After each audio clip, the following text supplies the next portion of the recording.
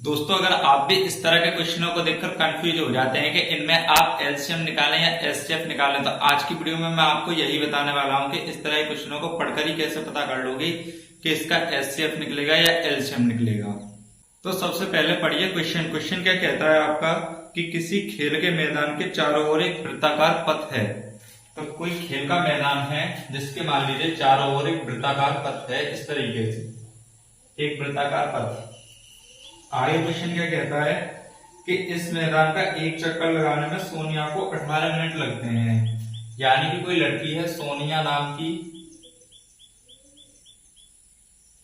जो कि इस मैदान का चक्कर आपका 18 मिनट में लगा देती है। और वहीं जबकि इसी मैदान का एक चक्कर लगाने में रवि को 12 मिनट लगती हैं। यानी कि कोई लड़का है रवि, जो कि इस मैदान का चक्कर आपका 12 मिनट में कंप्लीट कर देता है। अब देखिए आगे, मान लीजिए वे दोनों एक ही स्थान से, मान लीजिए इस स्थान से, ये राजस्थान, एक ही समय पर चलना प्रारंभ करते हैं। मान लीजिए चलना प्रारंभ कर रहे हैं वो, पर एक ही दिशा में चलते हैं। यानी कि मान लीजिए मैं इधर की साइड में लेता हूं कि इस दिशा में चलते हैं दोनों ही, सोनिया और रवि दोनों। तो कितने समय बाद वह पुनः प्रारंभिक स्थान पर मिलेंगे, यानी कि कितने समय बाद वह इसी स्थान पर दोबारा मिल जाएंगे, ये आपको पूछा है। तो देखिए इस तरीके के क्वेश्चनों को कैसे करते हैं, कैसे पता लगाते हैं कि इसमें एचसीएफ निकाला जाएगा या एलसीएम निकाला जाएगा। क्वेश्चन को ध्यान से पढ़ने पर ही हमको पता पड़ जाता है। देखिए मैं उससे पहले आपको एक कॉमन सी बात बताता हूँ। मान लीजिए मेरे पास दो संख्याएं हैं, एक है 12 और एक है 18। अगर मैं बात करूंगा कि इसका एचसीएफ निकालू, तो आपको याद रखना है एचसीएफ क्या होता है, आपको मासा होता है। एचसीएफ जो होता है वो या तो इन दोनों में से छोटी वाली संख्या होती है, या फिर इससे भी छोटी वाली संख्या आएगी आपकी एचसीएफ निकलकर।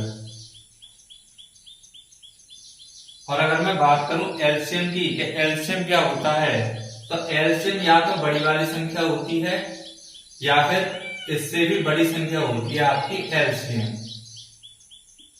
ये बात आपको पता होनी चाहिए कि जो आपका एचसीएफ होता है वो या तो छोटी वाली संख्या होती है या इससे भी छोटी संख्या होती है, और जो एलसीएम होता है वो या तो बड़ी वाली संख्या होती है, इससे भी बड़ी वाली संख्या होती है। तो देखिए इसी कॉन्सेप्ट का यूज करके हम ये पता कर सकते हैं कि क्वेश्चन में आपसे एलसीएम पूछा है या एचसीएफ पूछा है। अब देखिए क्वेश्चन आपका क्या है, जो लास्ट की लाइन है आपके क्वेश्चन की, वो है कि कितने समय बाद वे पुनः प्रारंभिक बिंदु पर मिलेंगे। अब मानिए मैं इनके चक्करों की बात करता हूं कि सोनिया जो है वो 18 मिनट में अपना एक चक्कर लगाती है, यहां से चलना शुरू करती है और यहां पर 18 मिनट में पहुंच जाती है। रवि की बात करूं तो रवि 12 मिनट में ही पहुंच जाता है। तो अगर रवि अपना पहला चक्कर यहाँ पर लगा देगा 12 मिनट में, तो सोनिया रह जाएगी थोड़ी पीछे, मान लीजिए यहाँ पर रह गई सोनिया, क्योंकि इसको अभी 6 मिनट और चाहिए अपना चक्कर पूरा करने में। अगर मैं बात करूं इनके दूसरे चक्कर की, तो सोनिया अपना दूसरा चक्कर लगाएगी 36 मिनट में, और रवि जो है वो अपना दूसरा चक्कर लगाएगा 24 मिनट में। तो यहां से मुझको एक बात पता पड़ रही है कि जो मेरा आंसर निकल कर आएगा वो इन दोनों संख्याओं से तो बड़ा ही निकल कर आएगा, छोटा तो आएगा नहीं।